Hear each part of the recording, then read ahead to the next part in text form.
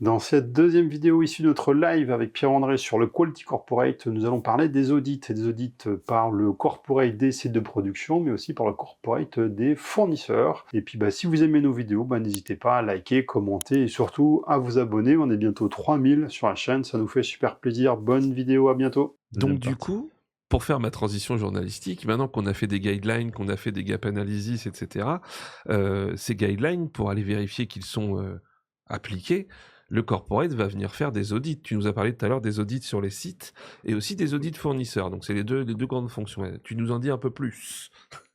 Oui, bien sûr. Donc on a des auditeurs groupes qui suivent des formations, qui connaissent l'état de l'art. Eux, ils connaissent très très bien en général la réglementation, en plus des politiques groupes.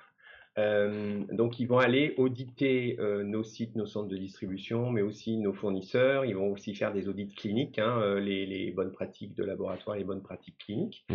Donc on couvre l'ensemble du scope, enfin tout le life cycle management en bon français. Et donc ils vont, si on prend l'exemple d'un site, ils vont aller auditer un site. Et ça permet aussi de faire comme une mock inspection, donc de voir aussi l'organisation des sites. Est-ce qu'ils sont prêts avec la front room, la back room, les runners, les scribes, etc. Donc l'organisation. Donc il y a la partie audit pur, et puis il y a la partie recommandation.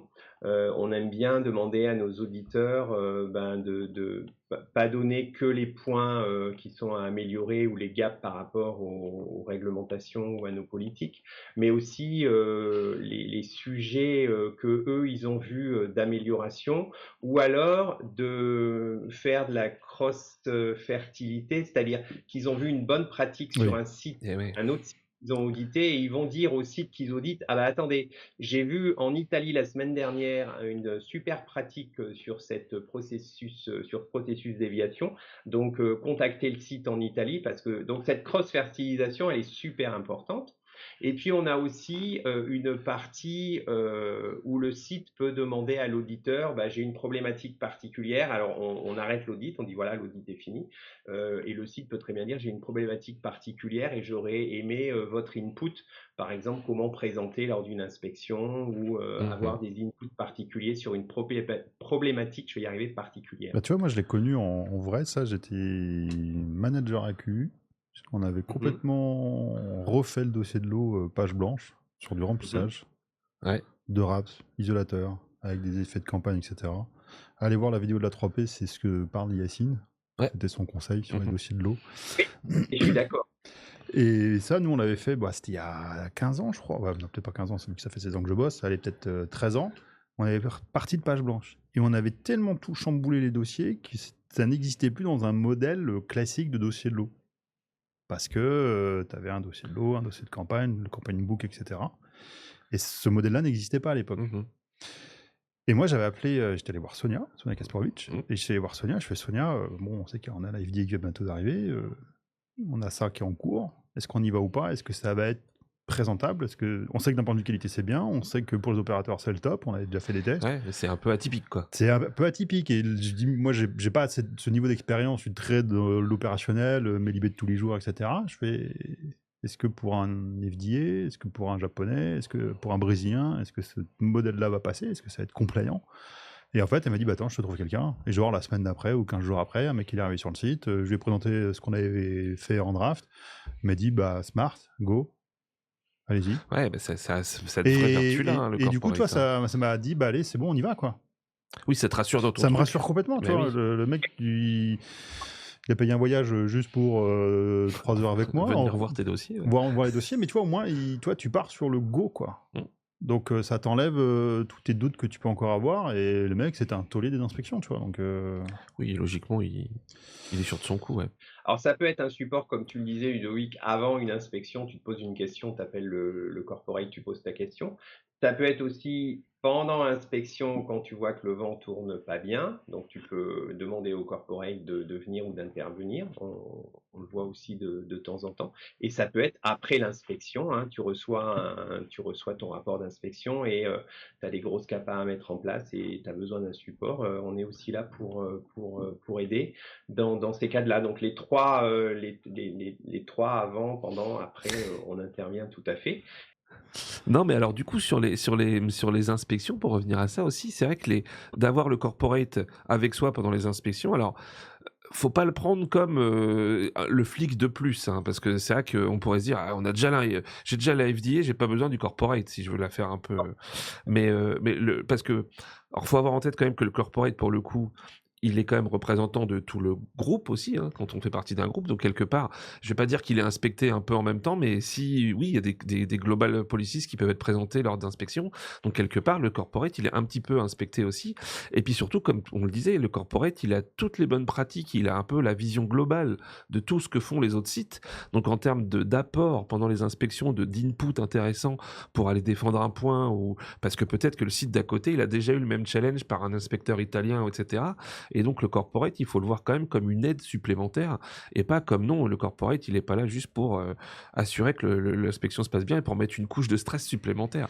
En tout cas, ça devrait pas être le cas. Non, tu as tout à fait raison, Christophe, et c'est exactement ça. Donc, tu disais le corporate est aussi un peu inspecté, oui, parce que quand tu Oui. présentes les politiques globales, tu peux prendre des écarts sur des politiques globales lors des inspections. Donc, c'est important, si tu as pris, un point, aussi de regarder ton système et de faire évoluer ton système, ce qui va impacter l'ensemble de tes sites de fabrication après une inspection. Donc, ça, c'est le premier point. Et puis, comme tu le disais, le corporate, il représente l'entreprise. Donc, à un moment, si tu as un besoin aussi de dire l'entreprise s'engage sur quelque chose pendant l'inspection, c'est aussi le rôle du corporate d'être en front line et d'avoir ce rôle-là. Je pense que c'est très important. Mais c'est vraiment pas pour être la deuxième ligne de flicage, hein. C'est Et oui. vraiment là pour supporter les équipes, redonner de l'énergie quand il faut. On est souvent d'ailleurs en backroom, on est souvent derrière, on est très peu en front room, mais on est là pour aider Ouais, avant et de préparer améliorer un le sujet, processus. avant de présenter un sujet, moi je sais qu'il y avait des Ah oui, fois oui, où c'est vrai. c'était, Oui. oulala, il y avait le corporate, alors c'était, Mm. c'était chez GSK à l'époque, Si mais on peut le dire, je pense que et les gens tout le le monde le savent. sait, hein, je veux dire, voilà. Mais c'était, ben voilà, on va aller démontrer Oui. un truc, enfin, faut présenter un sujet, une déviation un peu compliquée. Et ben, en gros, on faisait une espèce de mock, une petite inspection à blanc avant, et on avait une petite salle, et il y avait souvent le corporate avec qui on dit, bon, bah voilà ce qu'on va dire au petit monsieur gentil de la FDA qui va nous casser peut-être en deux, et il nous orientait un peu sur, ce truc-là, dis-le plutôt comme ça, ou construis ton argumentaire plutôt de cette façon-là, parce que ça peut être un peu plus apprécié, ou voilà. Donc c'était plutôt des petits conseils comme ça avant de finalement c'est le petit salon de massage avant d'aller dans l'inspection puis de se dire bon après advienne que pourra, mais ils essayaient peut-être plutôt de bons conseils. Un truc aussi que je voulais dire quand même, alors là Pierre, je voudrais un peu te poser la question. Moi j'ai toujours trouvé que les audits corporate qualité, alors je les trouvais limite plus durs que les inspections. Parce que voilà, pour le coup, on pourrait se dire tiens, c'est la même entreprise que nous, ils viennent, bon, ils vont être un peu sympas parce que bon, ok, ils harmonisent, mais on est payé par le même boss, quoi, entre guillemets, tu vois. Et moi, j'ai toujours trouvé que c'était encore plus, je vais pas dire strict parce qu'on pouvait peut-être discuter quand même, hein, je veux dire, mais c'était vraiment des entraînements qui étaient limite plus durs que Ah le oui. que le vrai, quoi. Ah oui, Alors, je confirme. oui, ça dépend. Ça, on le discute généralement en amont de l'audit, qu'est-ce qu'on veut? Parce que si tu reçois dans un mois une inspection FDA, que tu connais l'investigateur et que tu sais que ça va être tough, tu peux demander à ton audit corporate, fais-moi vraiment un entraînement voilà, bien soutenu pendant l'audit. Donc, on va adapter l'audit à la demande des sites audités. Généralement, on est plutôt là dans le dialogue, le discours, l'ouverture d'esprit en disant si vous avez des choses à nous présenter et vous savez pas trop comment les présenter, exactement ce que tu disais, on en discute aussi pendant l'audit. Donc l'idée, c'est pas de mettre la barre bien plus haute que les agences réglementaires. Ouais. L'idée, c'est de s'assurer que le site est prêt à passer les inspections réglementaires. Sauf cas particulier, si vraiment tu sais que tu as une inspection assez douloureuse qui arrive, ça peut être dans un mode préparation de cette inspection douloureuse pour un petit peu libérer la pression aussi, hein, ça permet ça. Tu parlais de l'entraînement dans les petites salles par le corporate en parallèle, mais c'est ça, ça permet aussi aux gens de libérer la pression et de se sentir un peu plus en confiance quand ils vont aller Oui. présenter devant l'inspecteur. Ils ont déjà fait la répétition à blanc, ils ont les derniers ajustements qui ont été échangés, et puis ils sont plus en confiance quand ils présentent. Donc je pense que c'est vraiment un intérêt pendant les audits. Mais l'idée, c'est vraiment pas de mettre la barre beaucoup plus haute que les inspections réglementaires. Oui, il faut pas non plus transformer les gens comme étant complètement craintifs. Je vais me faire Exact. shooter dès que je rentre dans la salle, quoi. Ouais, carrément. Ça se passe pas comme ça, hein. C'est très rare, hein. Heureusement. Un petit commentaire, il y a Aïcha qui nous dit: des fois j'ai l'impression qu'ils doivent justifier leur fonction et des fois on se tape des remarques qui ne servent à rien. C'est un peu vrai quand même. Enfin, non mais c'est vrai. Moi le pire souvenir d'inspection, c'était en corporate. Quelqu'un qui m'a déboîté, qui a déboîté après tous ceux qui sont passés sur le sujet. En fait, tout le monde à la fin, c'était bon, allez, tiens, j'y vais, je vais essayer, etc. Et on s'est tous fait déboîter Ah ouais. sur le même sujet, qui a conduit à ce qu'on ne fasse pas un CAPA qui était prévu. Quelques temps après, donc remarque critique, audit GQA, etc. Quelques mois après, audit FDA, qui arrive sur ce sujet-là. On se dit, on va se faire défoncer la gueule. On s'est fait défoncer la gueule. Ah. Et sauf qu'en fait, l'auditeur nous dit, mais vous auriez dû faire ça. Qui était le CAPA qu'on avait annulé. Ah oui, je me rappelle de ce sujet. Tu le vois? Ouais, je le vois celui-là, ouais. Tu le vois? C'est que parfois, j'avais moi l'impression, et on me l'a dit, et des gens du corporate aussi, mais à l'époque, me l'avaient dit, c'est que quand ils sont présents sur un site, un de leurs objectifs aussi, c'est un peu de faire contre-feu. Si à un moment, il y a quelque chose qui se passe mal sur un site, de dire, ok, ça se passe pas bien sur ce site, mais en fait, ils font contre-feu, c'est que sur ce site-là, et c'est pas le groupe qui est comme ça. On me l'avait dit, je sais pas si c'est vrai ou pas, je sais pas si c'est une légende ou pas. C'est tout à fait vrai. Ou alors, des fois, quand ça se passe très mal, on peut dire, on va vérifier que c'est pas du systémique dans nos autres sites. Ça, je l'ai vu aussi lors d'une inspection d'une paille FDA, où ça s'était très mal passé sur un sujet et l'investigateur nous a dit, mais est-ce que vous êtes sûr que vous n'avez pas la même problématique sur vos autres sites? Donc on a dit, oui, on pense qu'on l'a pas, mais on va quand même vérifier. Donc on a mis ce point d'accroche dans les audits de suivi des autres sites. On a confirmé qu'on n'avait pas de problème systémique. Mais tu as raison, ça peut arriver que des fois, on soit là pour faire retomber la vapeur et puis dire, voilà, on a un problème. Je pense qu'il faut toujours, quand on est dans les audits et les inspections, reconnaître le problème s'il y a un problème et pas essayer de le minimiser, parce que sinon on perd de la crédibilité. Donc reconnaître le problème, dire, voilà, on va être là en support au site pour résoudre le problème. Et on est sûr qu'on n'a pas un problème systémique parce que par les audits qu'on a fait, on a vérifié que ce point-là était bien en maîtrise sur les différents autres sites. Dexter, il est chaud. Dexter, il ou elle, je ne sais pas, hein, mais il est chaud parce qu'en fait, il est à la fois ancien site et global. Je pense que de ce que je comprends, il est global maintenant. Et il met des clichés sur tout, hein, c'est très bon. Le corp met aussi parfois des écarts pour se couvrir, car si le site s'en prend un écart en inspection, après le corp, il dit je vous l'avais dit. Ouais, oui, mais c'est de bonne guerre. C'est de bonne guerre, franchement. Je pense que c'est pas complètement faux. Puis de toute façon, il y a aussi une notion, c'est qu'un écart connu, qui n'est pas encore corrigé, mais qui est déjà connu, j'ai envie de te dire que si après l'inspecteur FDA ou NSM qui arrive, ok, tu peux déjà commencer à répondre, oui, je l'ai pris, j'ai un CAPA et c'est prévu à telle date. Ça peut un peu minimiser la conséquence de l'écart. Oui, tu as quand même l'écart, mais de toute façon, ton CAPA est en cours, donc là, tu n'as pas ajouté quelque chose en plus. Oui, en fait, en gros, tu peux éviter du critique et passer en majeur en disant, ok, bon, montrez-moi ce que vous avez prévu, bon, je suis d'accord avec vous, le délai, l'action, ça colle, bon, je vous le mets en majeur, mais c'est pas bien, quoi. Et t'évites le critique, quoi. Parce que le pire, c'est le point que tu t'attends pas. Même un majeur ou un mineur, où tu dis waouh, celui-là je l'avais pas vu, il était carrément sorti du. C'était l'angle mort total.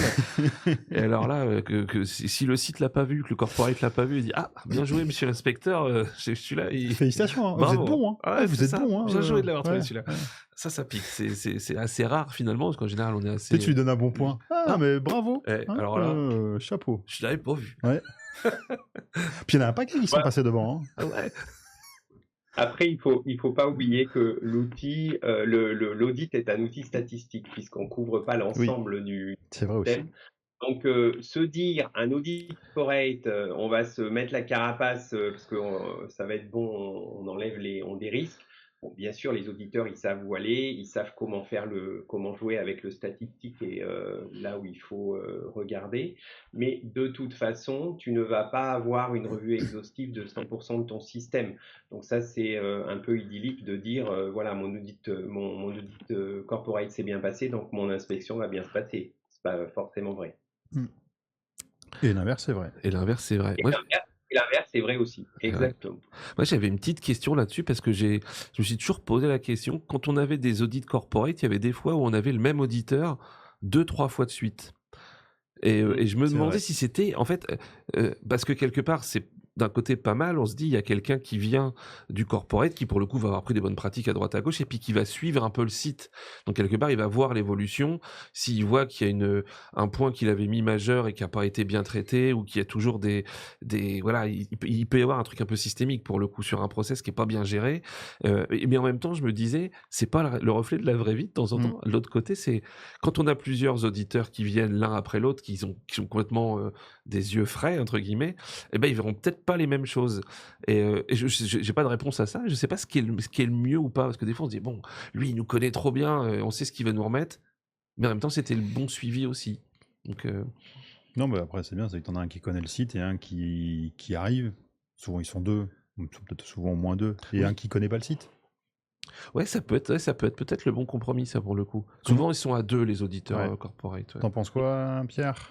Ouais, c'est exactement ce que j'allais dire. Je pense que c'est la bonne combinaison, c'est d'avoir quelqu'un qui suit. Alors, faut pas qu'il fasse 10 audits de suite, parce qu'après, il a quand même un Oui. biais au départ, qu'il a lié une certaine connaissance du site et voilà, ça va être moins pertinent. Mais je pense que sur 2, 3 audits, d'avoir le même et par contre d'introduire un nouvel auditeur qui va avoir des yeux un peu plus Mm, mm. frais, donc voir des choses un peu différentes. Et puis le fait d'avoir 2 auditeurs, chaque auditeur a quand même des filtres assez différents de Ouais. par son historique et son background et sa formation.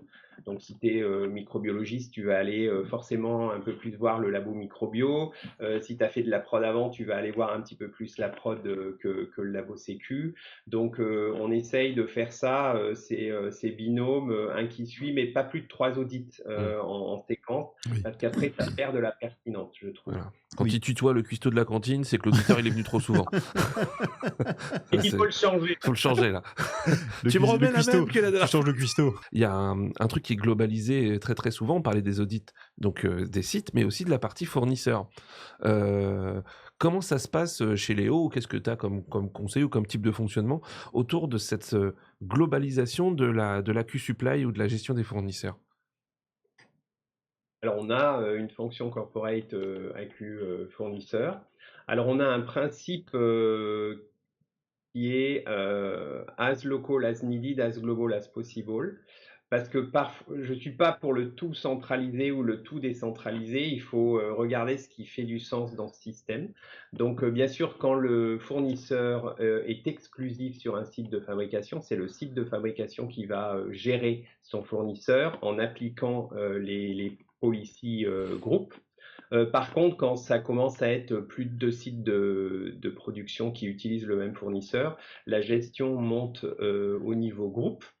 Et par contre, on a un système hybride. Donc, on a des fonctions centrales AQ fournisseurs, mais on a aussi des fonctions locales et on a toujours cette communauté de practice. Donc, ils travaillent ensemble pour mettre à jour les politiques et pour préparer les audits fournisseurs. Si c'est un audit groupe, l'auditeur groupe va aller prendre les inputs sur les sites, puisque c'est quand même là qu'on a les problèmes Et et qu'on ouais. connaît mieux les fournisseurs qu'en centrale. Voilà. Pour moi, c'est la bonne approche, hein, parce Oui, que je suis voilà, d'accord. qu'on disait, on sait qu'il y en a certains qui font ou tout l'un ou tout l'autre, et que je suis pas persuadé.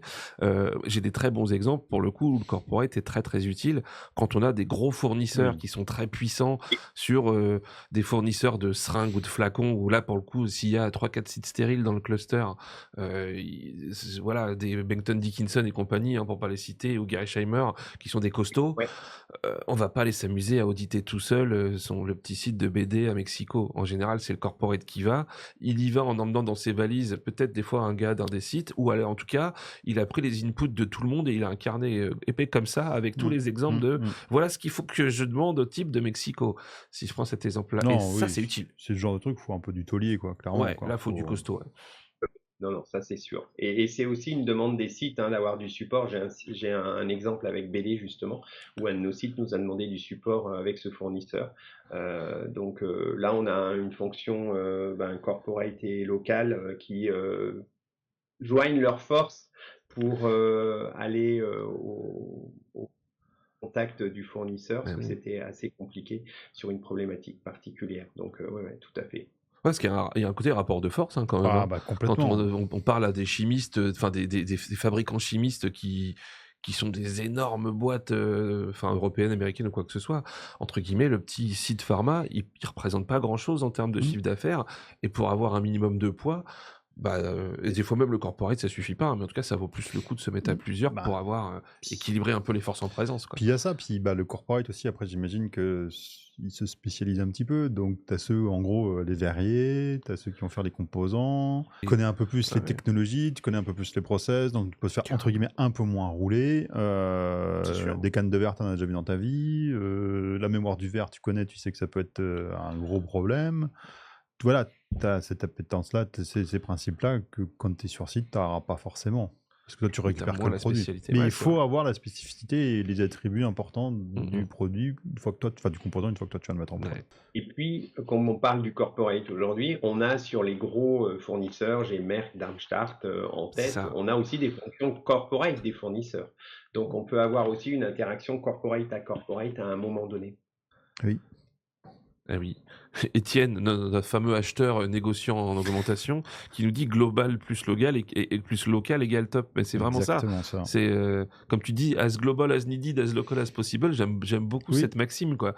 Parce que prenons là où il y a besoin et au plus pertinent finalement. Parce que enlever complètement la gestion des audits fournisseurs des sites et le globaliser, pour moi, ça n'a pas de sens parce que du coup, les sites n'ont plus du tout la connaissance même de Oui, en gros, comment sont fabriqués les composants ou les ils trucs. remplissent un fichier Excel pour enregistrer les réclamations et ils lisent les rapports Ouais, c'est d'investigation. ça, C'est oui. pas complètement intéressant. Ils font les quality agreements Il te manque un bout du métier quand à même. fond, à fond, à fond. Sachant que les quality agreements qui font aussi partie de la Q fournisseur, qu'on va faire à un moment donné en live aussi, c'est des choses qui peuvent être aussi globalisées.